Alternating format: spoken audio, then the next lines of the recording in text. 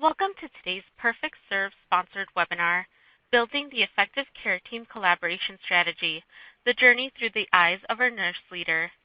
My name is Jeanette and I will be your operator for today's call. We have just a few announcements before we begin. Please direct your attention to your screen as we briefly go through how today's presentation will operate. Please note that you may need to zoom in or out in your browser to see everything. In the center of your screen, you will see a box containing today's slides. They will advance automatically throughout the presentation. To the right of the slides is the Q&A box, where you can submit a question at any time. Questions will be addressed during the Q&A portion at the end of the presentation. To the left of the slides, you'll see a resources list with a PDF of today's slides and a few other helpful resources, including the webcast help icon if you need any technical assistance. And finally, here is the Twitter feed for today's webinar. Tweet along with us using hashtag #PSWebcast. If you're on the phone line but experiencing any technical difficulties accessing the web portion, please send an email to webinars@perfectserve.net. At this time, all participants are in a listen-only mode.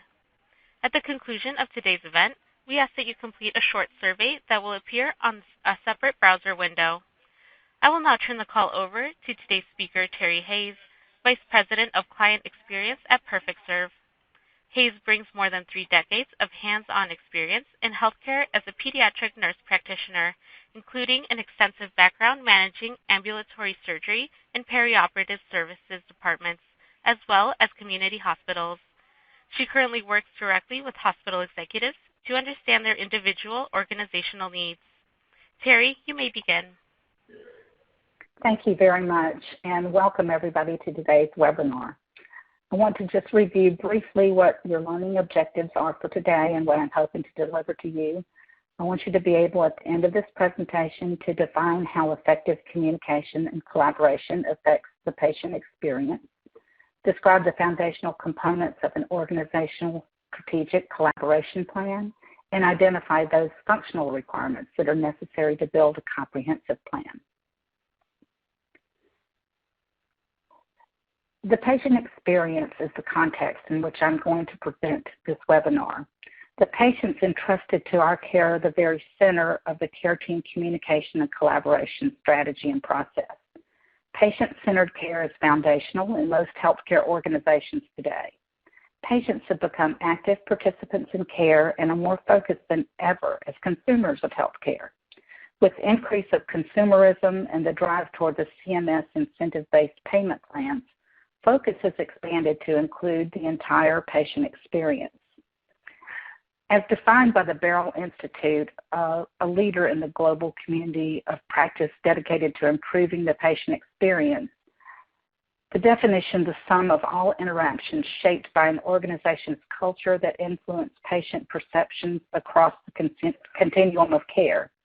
And this model is rooted in the belief of 5 core values: accessibility, agility, innovation, inclusivity, and collaboration, not surprisingly. Essential to a collaboration strategy is effective communication. Much research has been done on improving communication in healthcare. Strategies have included everything from didactic time devoted to improving communication skills for both nurses and physicians, the introduction of multidisciplinary rounds, SBAR reports at the time of patient transitions, and the implementation of the EMR. Despite these efforts, the need to unify and unite physicians, nurses, and other care team members with effective communications at the point of care still exists. Acknowledging that collaboration is both a process and an outcome, and that care takes place across a variety of settings in an increasingly complex and mobile environment. Strategies must account for these challenges while enabling communication-driven workflows that facilitate timely care team collaboration. So we'd like to ask a couple of polling questions throughout the presentation. And so now I'd like for you to respond to the question, how much time do you waste each day trying to communicate with a broader care team?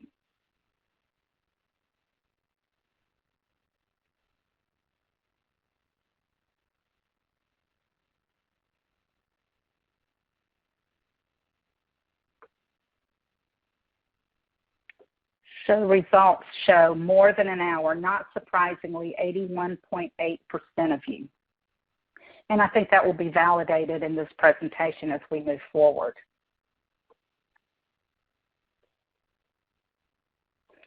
So if you were able to attend Michelle McCleary's presentation, she referred to the Nielsen survey results. You will remember that this was an independent survey of 1,000 healthcare providers, including both nurses as well as office-based and hospital-based physicians. The results indicated that communication obstacles were impeding efficient and effective care delivery. You'll see that almost 70% reported that patient care was delayed, while an even greater percentage noted that delay of patient discharge or transition to lower cost settings because of communication problems. 71% of both physicians and nurses reported wasting patient care time attempting to communicate with each other and the broader care team, with a major cause being that they had no idea whom to contact or how to contact him or her. And you will recall that virtually no patient care provider is utilizing the EHR to communicate and collaborate with each other. These are important findings. And they were further validated in the Gartner report. This came from the 2015 Market Guide to Clinical Communication and Collaboration published by Gartner. And according to this report, to counter unsustainable healthcare costs and mediocre outcomes, healthcare delivery organizations, CIOs, have begun to deploy clinical communication and collaboration systems to enable care teams to more closely and efficiently collaborate in the delivery of care.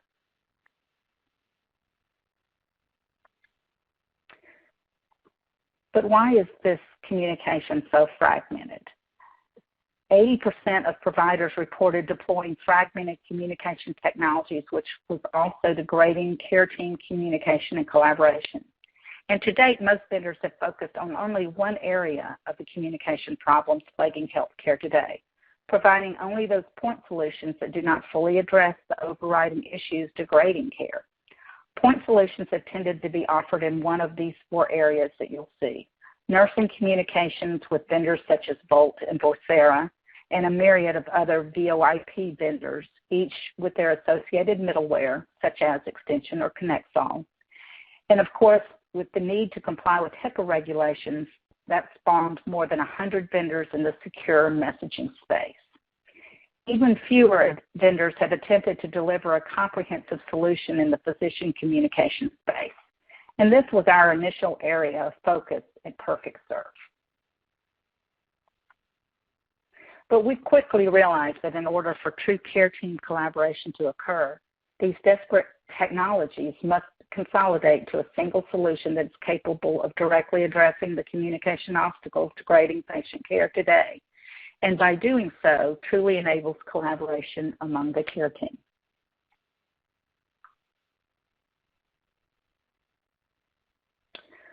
So let's talk about your strategic plan and how to achieve that. As I said, collaboration is both a process and an outcome. Strategic plans must focus in areas that facilitate workflow processes and communication, leading to improved patient care. That's a tall order. So you say to yourself, how do I begin to do that? Where do I begin? What do I do? Since so many organizations have deployed technologies that provided only incremental gains but not a comprehensive strategy, your entire communication landscape must be carefully evaluated. You need to look at your current communication technologies. What type of devices do you have in place? Is there a device strategy? More than likely, there'll be more than one kind of device in your organization. Oftentimes, a combination of hospital-provided devices and or BYOD, bring your own devices, which we see particularly with physicians. Smartphone use by healthcare workers is a growing market.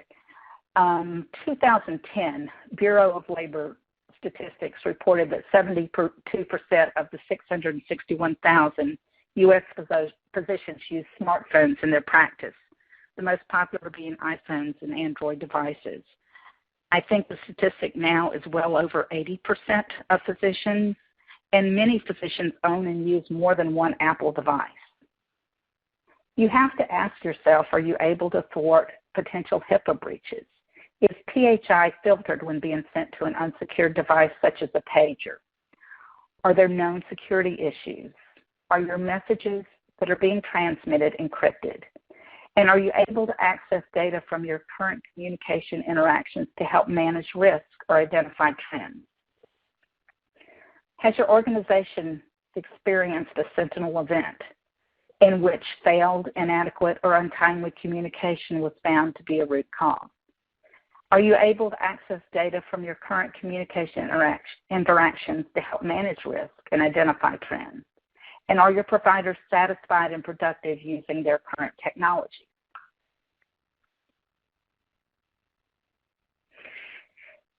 Additionally, every organization is dealing with a continually changing workforce. While many accommodations and considerations have been made for the number of baby boomers in the workforce, the growing influence of Gen X and millennials is impacting healthcare delivery. And although baby boomers are often considered the largest generation in number, millennials actually outnumber the boomers by 7.7 million. Millennials are our first generation of digital natives. Therefore, how they work and seek information is vastly different than the previous generation. This generation grew up receiving a trophy for participation. Thus, they thrive as part of a team. Our newer nurses and even residents and physicians are part of this digital generation with a strong need for instant gratification as well as instantaneous access to information. Mobile technologies are seen as essential to daily life, and that includes the workplace. Healthcare organizations are dealing with this generation as they continue to use these mobile technologies, sometimes contrary to hospital policy. This generation is, however, well positioned to bring collaboration strategies forward as they were raised not to compete, but to collaborate. Our next polling question: are you using secure text messaging platform today for communication?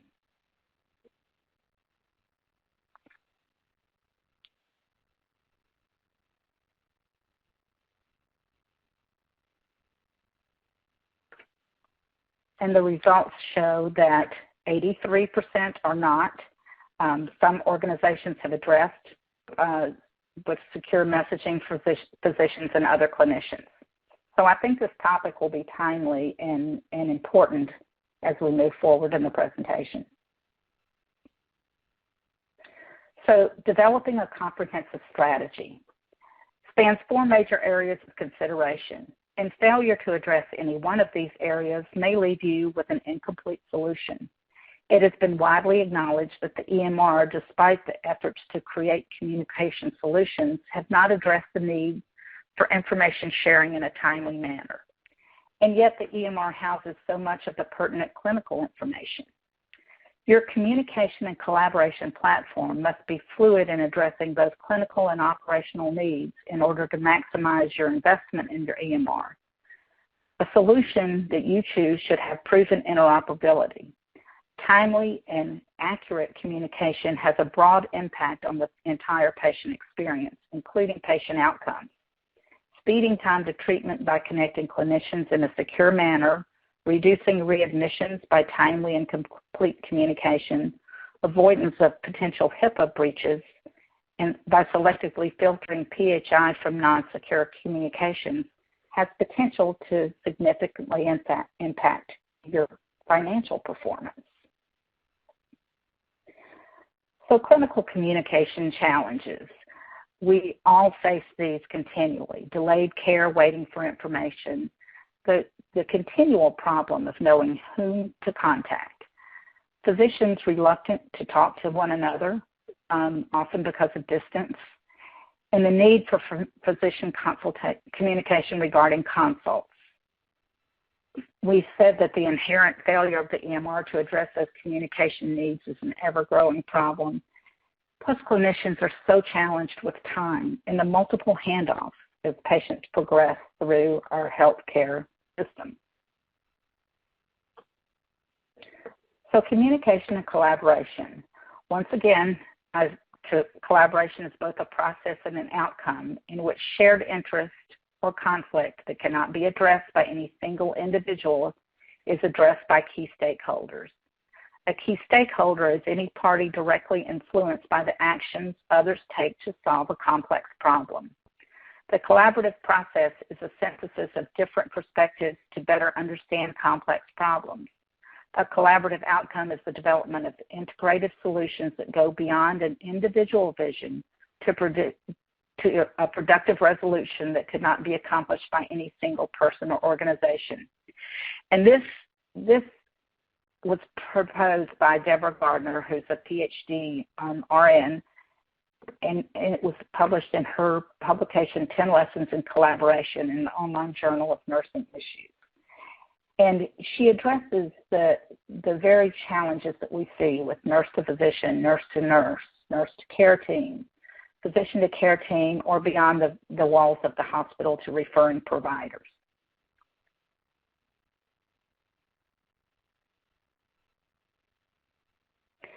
Patient-centered care, of course, is the cornerstone of the patient experience. And I believe that we can say that it's critical for patients and families to be a full and active participant on the care team. Further, this is essential to effective and efficient care and, of course, patient outcomes. Additionally, we know that currently the research has shown that patients have not consistently used portals that we've provided for them. So that does not seem to be the answer as it is currently defined by meaningful use. We at PerfectServe have active research in this regard because we know that communications with patients is critical.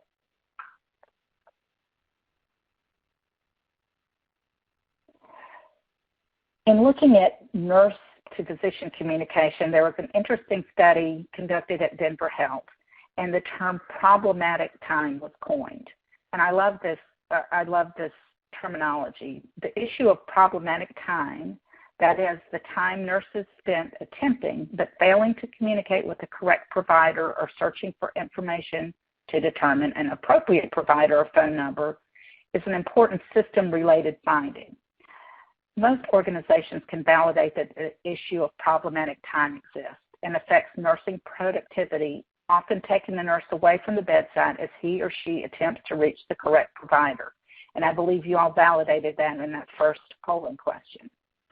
In the same study, communication events were complex and included time spent hunting and gathering for the correct information related to for whom to call, how best to contact them, and what to do when the primary person is not available.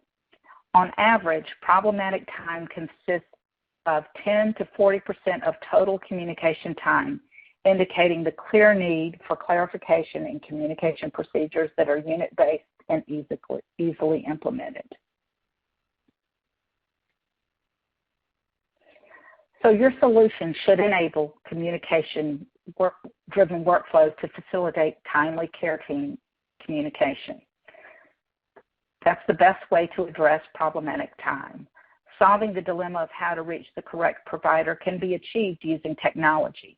Dynamic intelligent routing with the use of personal algorithms that automatically identifies and connects the right team member not only addresses the major issue but impacts care team member satisfaction.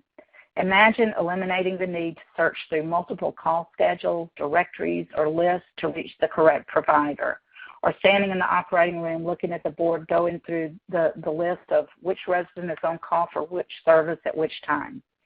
All of this speeds time to treatment and thus impacts outcomes and the overall patient experience. In terms of physician-to-physician communication, effective communication between physicians is especially vital in many clinical settings. As coordination of care expands far beyond the four walls of the hospital, physicians are facing even greater communication challenges. With growing geographic referral networks and telehealth initiatives, increased physical distance for physicians has impacted their relationships and exacerbated communication gaps.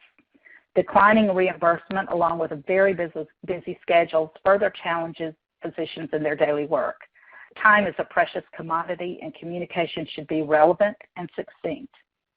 In a study by Diane Shannon with the Institute of Health entitled Effective Physician-to-Physician Communication, an Essential Ingredient for Care Coordination, She states that it is essential for organizations to build a communication platform, that simply over-communicating, saying everything seven different ways, 7 different times, is not a communication strategy. But that is the route most organizations take. Her recommendation is for organizations to make a greater investment in infrastructure, staff, and technology to build a strategy that matches messages to the right channels. Additionally, physician leaders need to be involved in creating a culture that supports efforts to standardize and streamline communication. Many organizations have adopted policies requiring direct physician-to-physician contact for certain situations, i.e. consults, and that's supported by policy and peer-reviewed feedback.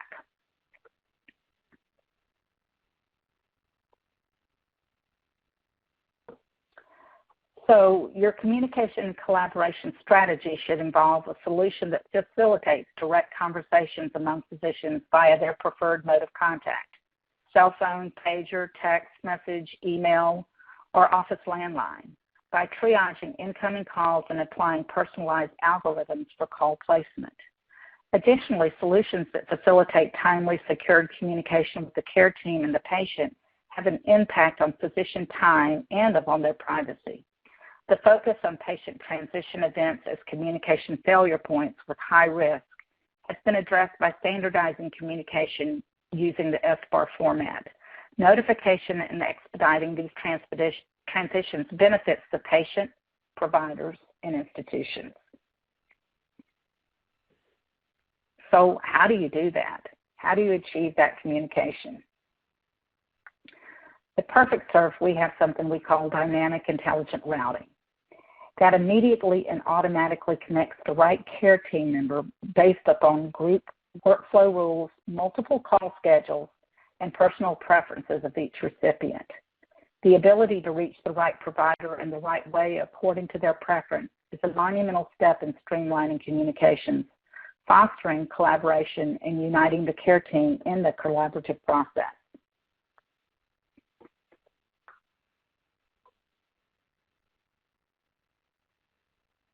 You can see how that rules engine works.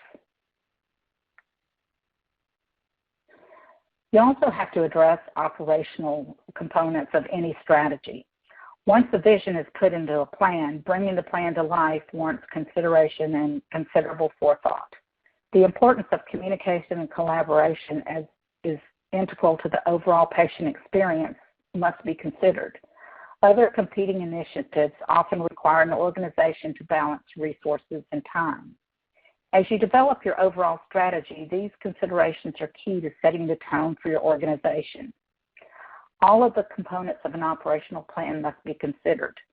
No solution will achieve the desired end goal without the defined adoption strategy. And understanding the amount of work effort from resource requirements to an effective change management plan, along with the longer-term monitoring and care of the solution, must be accounted for. Effective training requires a well-developed plan and a coordination with your vendor for training and actual go-live support.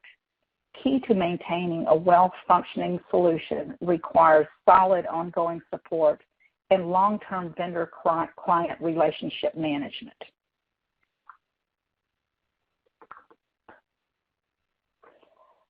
As stated previously, no solution will achieve the desired end goal without a defined adoption strategy. The most successful and high-performing organizations realize that leadership engagement is often the most essential driver of adoption of any initiative, plan, or policy. Engaging the key stakeholders in the decision-making process is sometimes challenging, but the ultimate consensus decision is more likely to be supported. Strong clinical champions become evangelists needed to promote adoption. Clinical credibility and a peer who can present rationale and practical application of the solution definitely drives successful adoption. In addition, there must be a decision-making body empowered to be the final say in all of the decision-making process. These leaders are key to supporting and disseminating the communications, preparing the organizations for the inevitable change.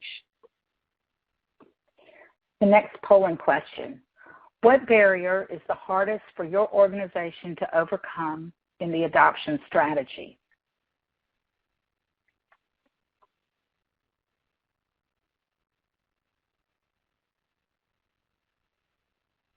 Including clinicians and key stakeholders in the decision-making process, 100%. That is very challenging and so extremely important. We'll talk about that a little bit more too. As with any solution, I'll have to disclose my bias here because implementation is my wheelhouse. But a carefully planned implementation is a prime example of collaboration as both a process and an outcome. In the implementation of a clinical yet technical solution, it's important to align the correct resources and engage them at appropriate times during implementation. As we have stated, clinical time is precious, but clinical input to clinically focused solutions is absolutely essential. Having a well-defined project plan that details timelines, task, and resource requirements engages the appropriate resources at the appropriate time to achieve the desired result. When implementing a clinically focused solution, a consultative approach demonstrating a clear understanding of clinical workflow and needs should be the hallmark of your chosen vendor. Technology should facilitate, not impede, clinical workflow. Understanding how you will determine project success should be defined at the outset of your project. Any relevant data that can be used for pre- and post-success measurement should be collected and shared. And as always, we mentioned support and ongoing relationship management is key to long-term success. From a technical standpoint, these solutions must be carefully vetted. To achieve success, understanding and addressing technical infrastructure needs is a requirement. Cloud-based solutions reduce the demand on server capacity and cost to the organization. But cellular networks we know vary widely. Understanding the coverage in your area may impact your overall strategy.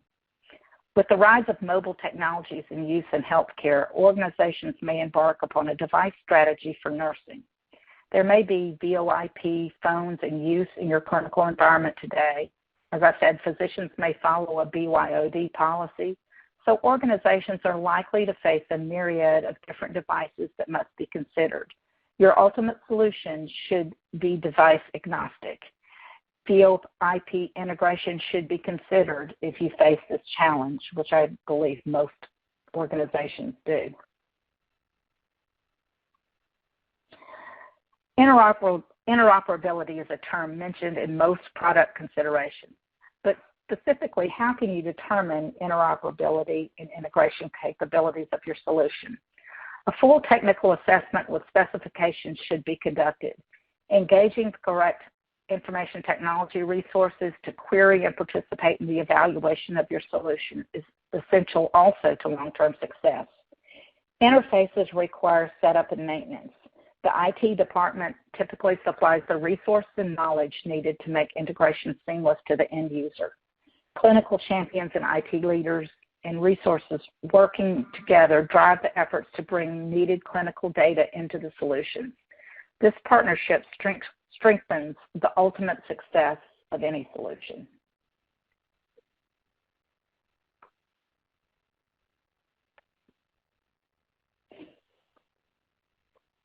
Additional technical considerations are the system architecture, cloud-based. Does the system integrate with nurse call? There's a lot of alarm fatigue that's been addressed in the literature and experienced by nurses on a daily basis. So anytime we can integrate it to streamline those communications, it's extremely helpful. HIPAA compliance. Under the 2013 Omnibus Final Rule, financial penalties for HIPAA violations range from $100,000 to $50,000 per violation, with each individual EHR compromised, depending on the circumstances, with a $1.5 million annual cap. Beyond HIPAA is healthcare fraud and abuse regulations, which has added additional pressure on compliance programs. Technology, such as proper audit tracking, can help address fraud and abuse. An effective compliance tool can also reduce liability associated with potential violations of the law. A solution that provides fully auditable data includes the following: message activity date and time, activity type, authenticated users, recipient user ID, interface application used to initiate the activity, the unique patient ID, the visit ID, and access to event type. You want to be able to audit those fields because you've got to be able to track your messages and your communication. It's extremely important for any compliance program. So technical considerations as depicted on this picture: you want to eliminate your point solutions, facilitate effective communication across different people and facilities, leverage your EMR, and enable a comprehensive HIPAA compliance plan. You have to be able to address BYOD and both facility purchase devices. In any financial consideration, ultimate ROI and total cost of ownership are needed to justify a purchase. I think we as healthcare leaders are pretty much accustomed to that. Communication and collaboration are really such a comprehensive process that organizations sometimes struggle with how best to determine ROI. It's important. Do you know your total number of communications? Have you experienced a HIPAA breach or Sentinel event that had a financial penalty? When you close communication gaps across the extended care chain to facilitate patient care collaboration, by doing so, you will likely improve referral revenue, decrease readmissions and avoid penalty cost, eliminate unnecessary hospitalizations, improve management of chronic care patients with whom you have many, many communications, avoid duplicate testing and improve care decisions, and increase patient satisfaction with improved care continuity.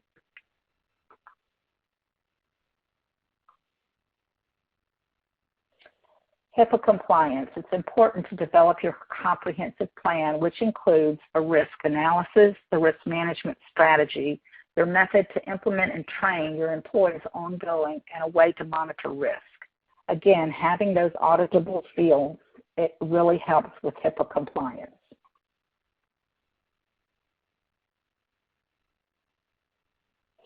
So functional requirements.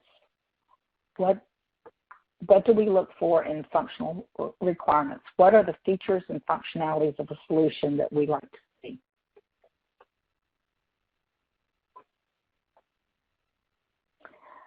Big news. The biggest news lately from the Joint Commission, and this was published just weeks ago, was licensed independent practitioners or other practitioners in accordance with professional standards of practice, law and regulation, and policies and procedures may text orders as long as a secure text messaging platform is used and the required components of an order are included. So this is brand new and will require operationalization, So healthcare organizations may allow orders to be transmitted through text messaging. You have to have the following components: a secure sign-in process, an encrypted messaging, delivery and read receipts, date and time stamp, customized message retention timeframes, and specified contact lists for individuals authorized to receive and record orders. This will have a definite impact on your overall communication and collaboration strategy. Organizations allowing text orders are expected to comply with medication management standards, which address the required elements of a complete medication order and actions to take when orders are incomplete or unclear. So the impact of this change should be factored in your overall selection of an ideal solution, even though your organization may not be at a point where you're considering text orders. Secure text and voice messaging is extremely important. And with secure text and voice, this supports simple, secure voice and text messaging, including peer-to-peer, group, and broadcast. Voice recognition, the ability to route voice calls to the right care team member simply by speaking the name or service, is extremely important. And we've talked about interoperability, leveraging legacy communication system and other HIT, EHR investments. We've also talked about voice over IP device integration, the ability to send secure text messages from smart mobile devices to the care team's VoIP device, and mobile patient assignment, quickly being able to make patient assignment changes and updates on the fly.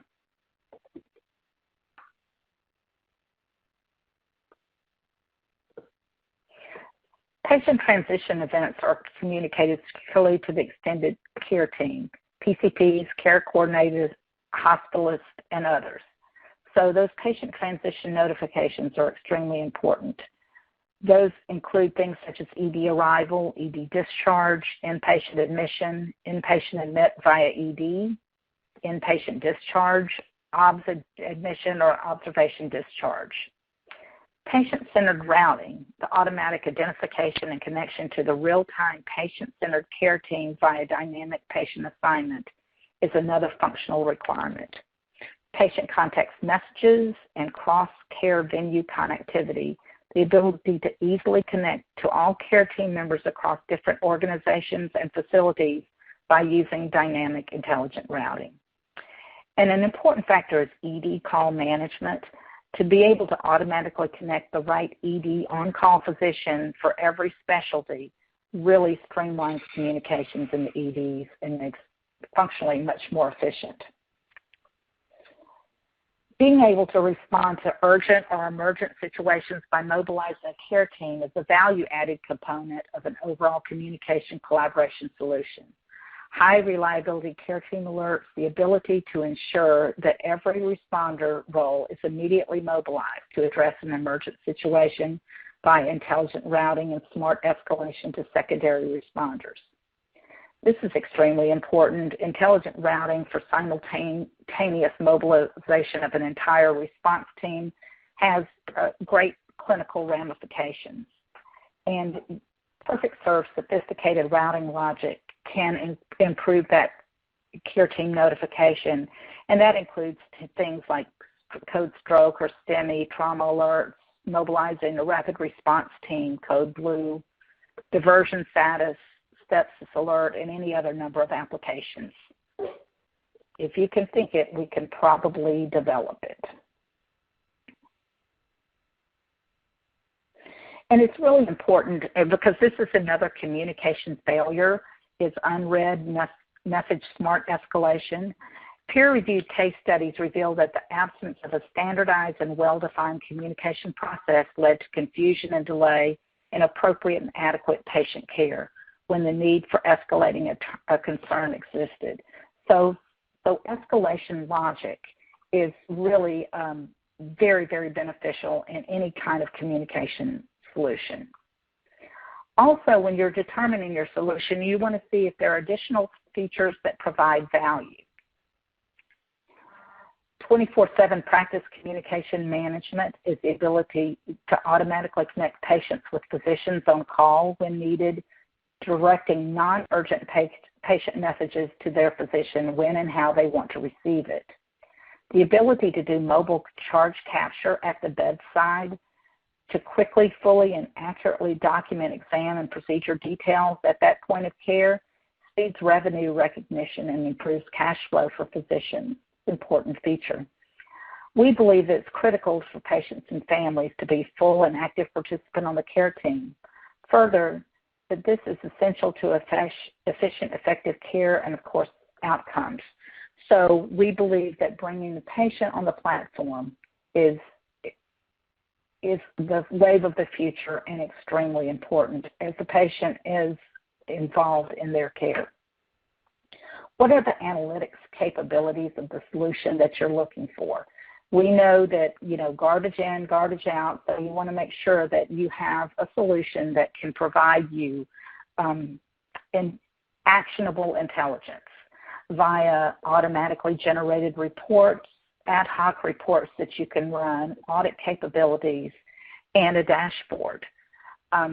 So those things can be extremely powerful tools when you use your data to improve practice. By developing a comprehensive strategy that includes a solution to address your communication and collaboration needs, hospital and health system leaders can promote physician alignment, speed time to treatment, reduce that referral leakage and the associated revenue loss, reduce patient care delays, and increase throughput, and facilitate EMTALA compliance.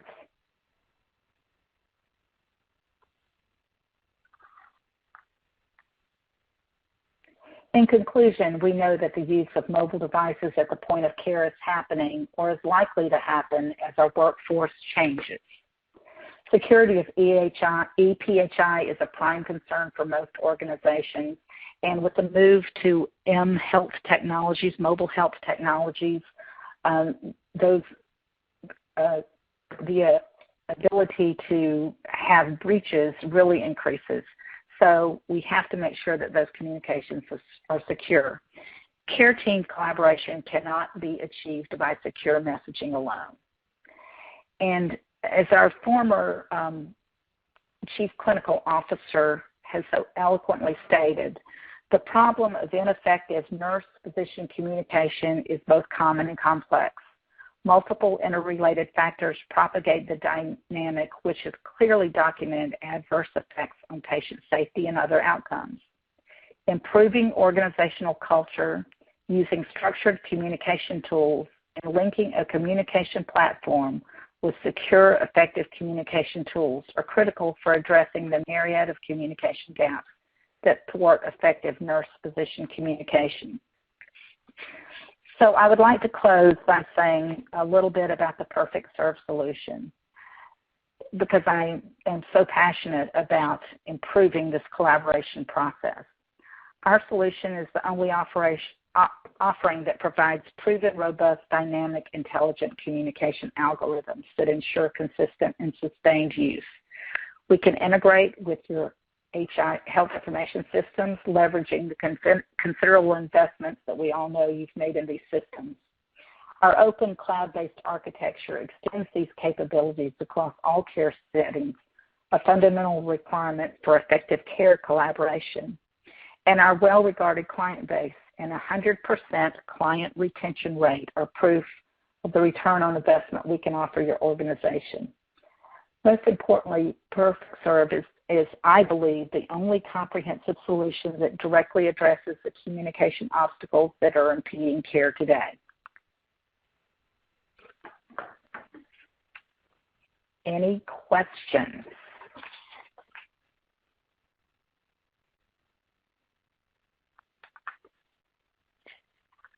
Well, thank you, Terry. There seem to be a couple of questions already queued up in the Q&A box. And I'll invite everybody who's on the phone to use that chat feature to add some questions if you have anything. And I'm just going to go ahead and start off with the first question, Terry, and we'll just continue to move forward. And as new ones pop up, we'll continue as long as we have time left in our hour. So the first question comes from Kelly, and Kelly asks, what are some best practices for communicating with the care team? In your experience, what have you seen that works best? Communicating with the care team, I think the most fundamental requirement is bringing communications to the point of care.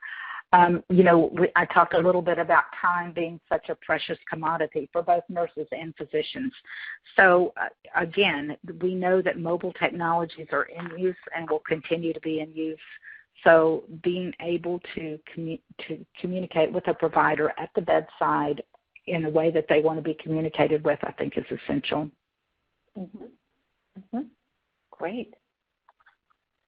Okay, our next question comes in from Diane, and Diane is asking about a strategy question. She says, in developing a comprehensive strategy, is there a particular order to follow that gives you the best results? Should clinical always be the first to address? Well, that's a tricky question. I believe that communication and collaboration is a clinical process, so I think it has to be framed in the context of patient experience. However, there are budgetary and IT concerns that feed into that, as well as resource requirements, across your organization. So I don't think any of them can operate in a silo. I think it all works together. However, I do believe that the clinical need is the drive for the change. Great. Well, thank you for that. Our next question comes from Karen, and actually it looks like a couple people have weighed in with this question here. Do you provide a certificate of completion at the end of this webinar if we email to you? And then I had another question about CEs and CEUs. And the answer to that is yes, if you would like to send us an email at the end, we can provide you with a certificate of completion. This presentation has not been credentialed for continuing education units or CEs. So we can get you a certificate of completion, just not the actual CEU. Okay, there's a couple more here in the chat box, so let me scroll down. Heather has asked the question, who are the people that should be on the steering committee? Ooh, good question, Heather. Yeah, the steering committee is essential for success of an implementation of a solution, and it must include both your clinical and IT leadership.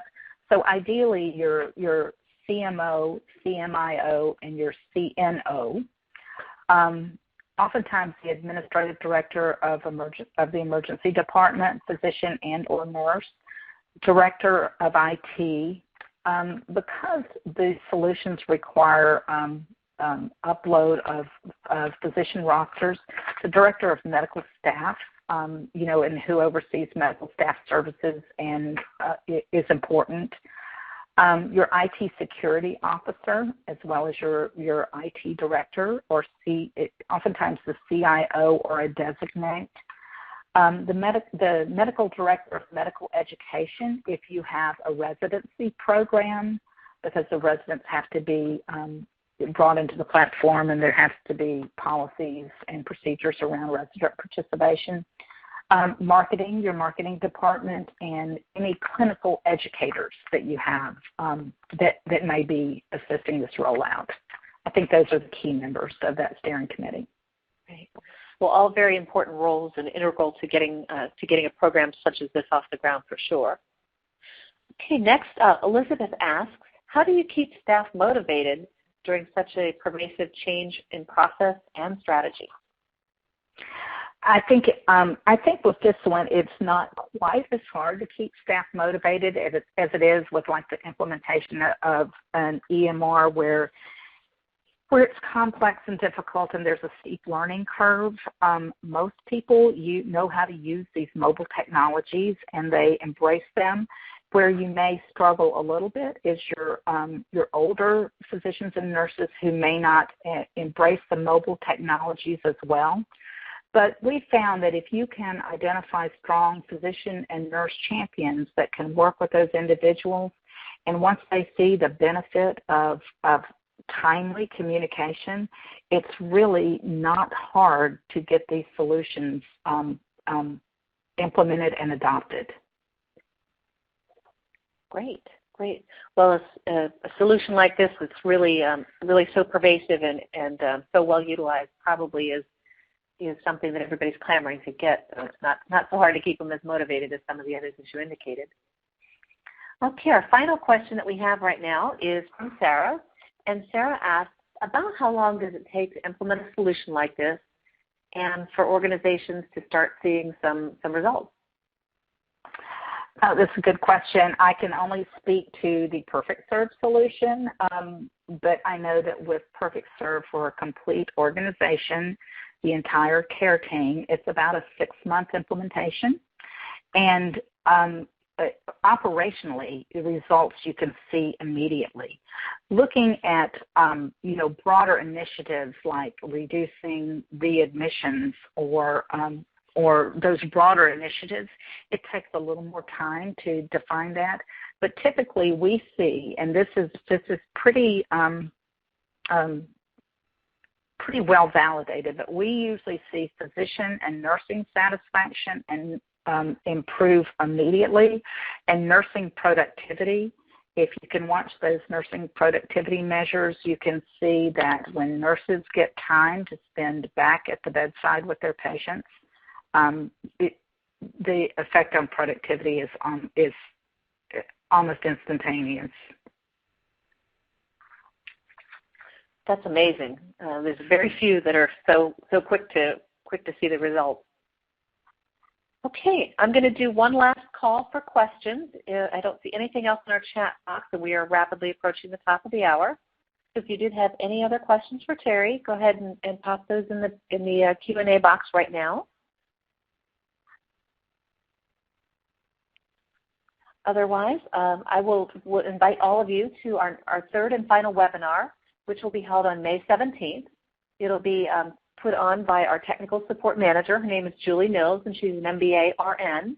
And she's going to wrap up our series with a conversation on the complexities and considerations on the most challenging of care team workflows.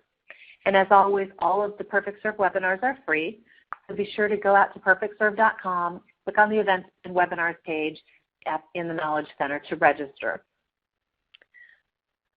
I'd like to thank Terry Hayes. She's been an amazing speaker and an excellent presenter today. A lot of great content out there for anybody considering a care team collaboration solution. And I also want to thank all of you for joining us today. If you would, please take a moment at the conclusion of this webinar to complete the short survey and just let us know how we did. And of course, please remember to register for our next webinar in our Nursing Leadership Series. Thank you for attending, and have a great afternoon.